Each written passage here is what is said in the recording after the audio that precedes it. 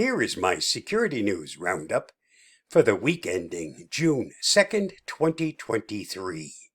Windows XP activation has been cracked, and it only took 21 years. One of the most controversial parts of the Windows XP launch was its implementation of Windows Product Activation, an anti-piracy measure that was responsible for plenty of bugs and headaches. Now, 21 years after Windows XP's arrival, its activation algorithm has been cracked. As reported by the Register, a blog post on Tiny Apps titled Windows XP Activation Game Over gives a brief history of attempts to crack the operating system's activation process. Then it provides a hash for xpactivate32.exe, a program that lets you generate proper keys for offline Windows XP activation. Read more at reviewgeek.com. Don't click that zip file. Phishers weaponize .zip domains to trick victims. A new phishing technique called File Archiver in the browser can be leveraged to emulate a file archiver software in a web browser when a victim visits a .zip domain. With the phishing attack, you simulate a file archiver software, such as WinRAR, in the browser and use a .zip domain to make it appear more legitimate. Security researcher Mr. Docs disclosed last week. Threat actors, in a nutshell, could create a realistic-looking phishing landing page using HTML and CSS to mimic legitimate file archive software and host it on a .zip domain, thus elevating social engineering campaigns. Read more at thehackernews.com. Amazon to pay over $30 million to FTC settlements over Ring Alexa privacy violations. Amazon will pay the Federal Trade Commission more than $30 million to settle allegations of privacy lapses in its Alexa and Ring divisions. Amazon will pay the Federal Trade Commission more than $30 million to settle allegations for privacy lapses in its Alexa and Ring divisions, according to filings on Wednesday.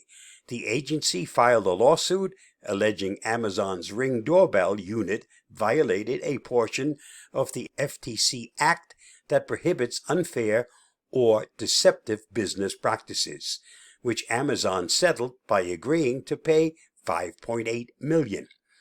As part of the proposed settlement, Ring is required to delete any customer videos and data collected from an individual's face, referred to as face embeddings, that it obtained prior to 2018. It must also delete any work products it derived from those videos. Read more at cnbc.com.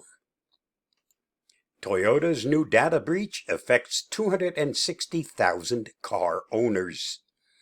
It's been a wild few weeks for Toyota owners.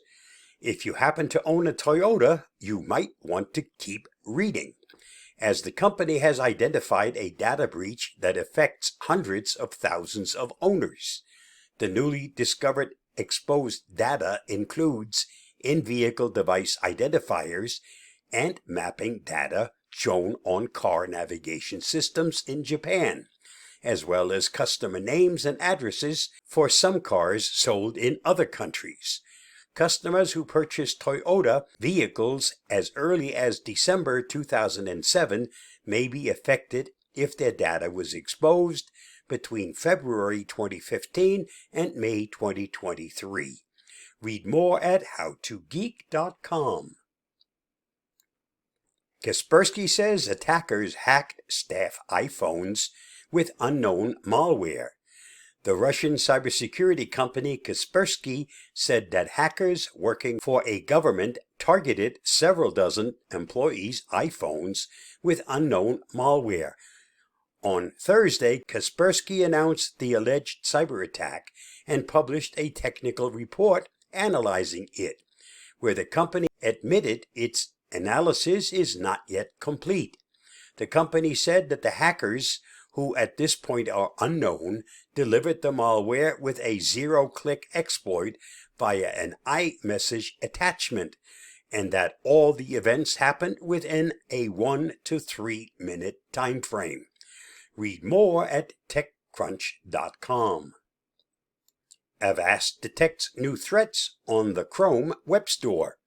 Avast discovered 32 malicious extensions with a whopping 75 million combined installs that were available on the Chrome Web Store.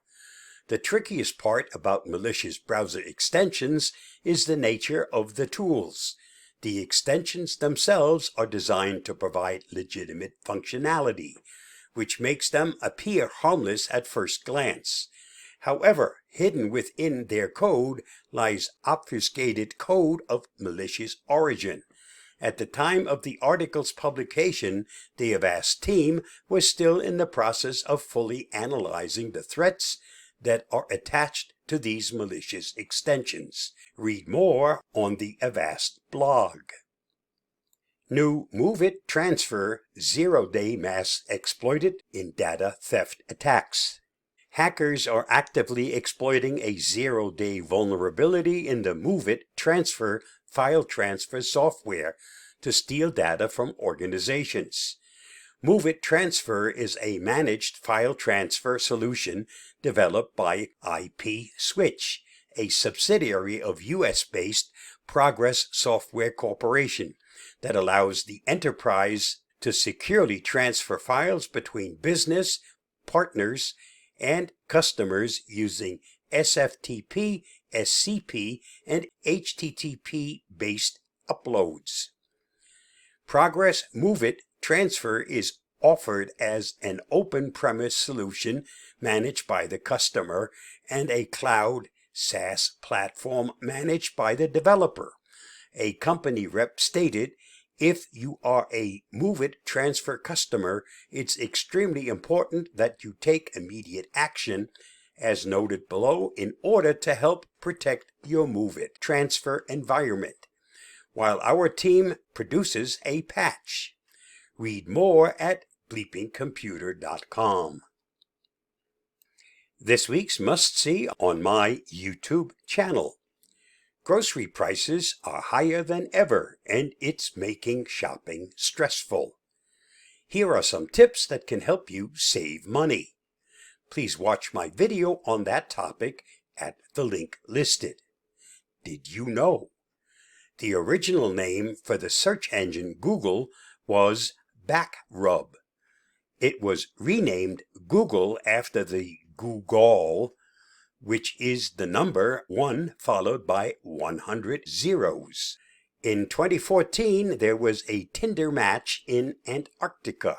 2 research scientists matched on the global dating app in the most remote part of the world. A man working at the United States station and a woman camping a 45-minute helicopter ride away. I also met my wife on the ice, but not in Antarctica. To be a champ, you have to believe in yourself when nobody else will. Thanks to Sugar Ray Robinson. And that's a wrap for this week's Security News Roundup. Stay safe, stay secure, and I'll see you again next week. Bye-bye, and thanks for watching and listening.